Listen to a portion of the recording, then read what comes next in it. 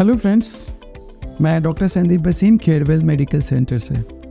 आज हम बात करने वाले हैं एलोपेशिया एरियाटा और हम कैसे उनको बाकी अन्य बीमारियों से जिससे हेयर लॉस होता है उससे अलग कर सकते हैं।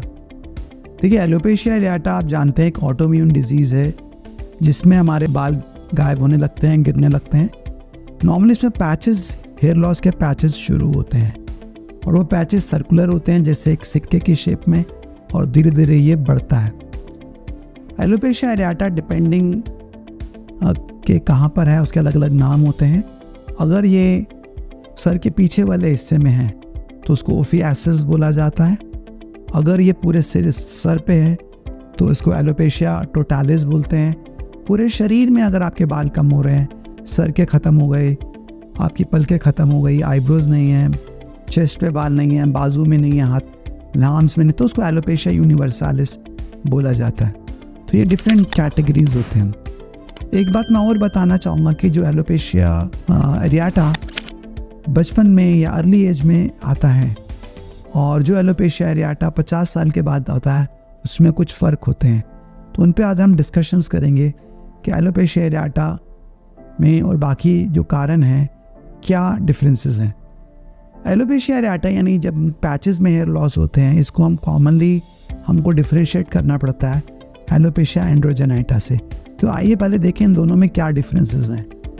सो एलोपेशिया एरियाटा जो है ये किसी भी उम्र में हो सकता है। बचपन में शुरू हो सकता है, 3-4 साल के बच्चों को हो सकता है, लेडीज़ में हो सकता है, जेंट्स में हो सकता है, एडल्ट्स में हो सकता है।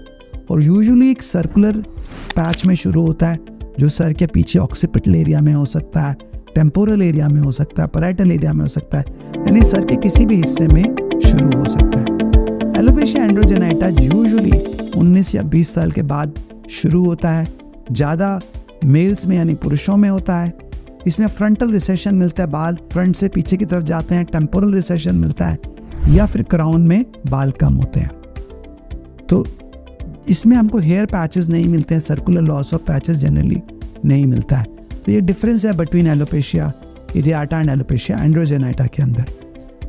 दूसरी चीज़ जो हम देखते हैं, एलोपेशिया एरियाटा जो है अगर हम केयरफुली उसको डर्मेटोस्कोपी से यानी मैग्नीफाइंग ग्लास से देखते हैं तो कुछ फीचर्स मिलते हैं, जैसे उसमें येलो स्पॉट्स हो सकते हैं, उसके अंदर हमको ब्लैक डॉट साइन मिल सकता है, जो बाल छोटे छोटे दिखते हैं, ये जो बाल हमें दिखते हैं उसको एक्सक्लेमेशन मार्क बोला जाता है। ये फीचर्स हमको डर्मेटोस्कोपी में मिलते हैं इन एलोपेशिया एरियाटा। कमिंग टू एलोपेशिया एंड्रोजेनाइटा, ये फीचर्स हमें नहीं मिलते हैं, एक्सक्लेमेशन मार्क, क्लब साइन वगैरह डर्मेटोस्कोपी पे नहीं मिलते हैं। तो इसको हम डर्मेटोस्कोपी से अक्सर सेपरेट कर पाते हैं बिटवीन एलोपेशिया एरियाटा एंड एलोपेशिया एंड्रोजेनाइटा को। एलोपेशिया एरियाटा जो है ये ऑटोइम्यून डिजीज़ है। इसका एसोसिएशन एटोपिक डर्मेटाइटिस के साथ और एक्जिमास के साथ पाया जाता है, जबकि एलोपेशिया एंड्रोजेनाइटा का ऐसा कोई एसोसिएशन नहीं होता विद एक्जिमास या एलर्जीज। ये जनरली एडल्ट में 20 साल के बाद होती है और जनरली या तो लाइफस्टाइल या जेनेटिक्स के साथ जुड़ी हुई हो सकती है, बट इसमें एक्जिमा या एटोपिक डर्मेटाइटिस का कोई रिलेशन नहीं होता है। तो ये कुछ बातें हैं। एलोपेशिया एरियाटा में स्टेरॉइड्स बहुत अच्छा काम करते हैं। अगर हम इनको कीनोकॉर्ड के इंजेक्शन देते हैं तो एलोपेशिया एरियाटा बहुत जल्दी रिस्पॉन्ड कर जाता है, जबकि एलोपेशिया एंड्रोजेनाइटा के अंदर स्टेरॉइड्स का कोई रोल नहीं है, उसको देने से कोई फ़ायदा नहीं होता है। इसलिए हमें पहले डिफ्रेंशिएट कर लेना बहुत ज़रूरी है कि क्या बीमारी है, क्या ये एलोपेशिया एरियाटा है या एलोपेशिया एंड्रोजेनाइटा। एक बात और, एलोपेशिया एंड्रोजेनाइटा का अगर आगे बढ़ जाता है तो हेयर ट्रांसप्लांट एक सक्सेसफुल ट्रीटमेंट है। एलोपेशिया एरियाटा में अगर डिजीज अनस्टेबल है तो हमें हेयर ट्रांसप्लांट नहीं करना चाहिए। इसलिए हम डिटेल में बात करेंगे कि एलोपेशिया एरियाटा में हम हेयर ट्रांसप्लांट कब कर सकते हैं। तो ये कुछ बातें हैं जो हमको डिफ्रेंशिएट करती हैं एलोपेशिया एरियाटा को एलोपेशिया एंड्रोजेनाइटा से।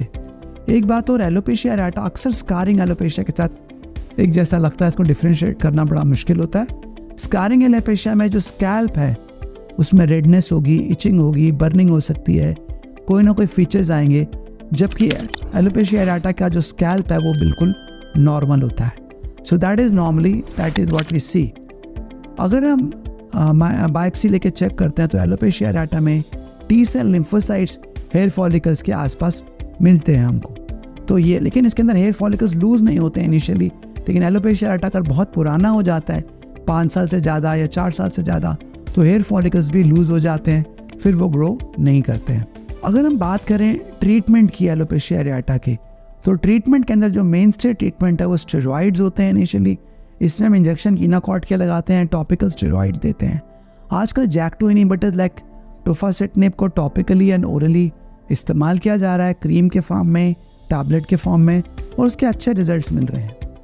कभी कभी हम इसके अंदर we can also use DPCP and some irritants to stimulate the hair growth. We can also use excimer laser also in some cases to activate the hair growth in case of alopecia areata.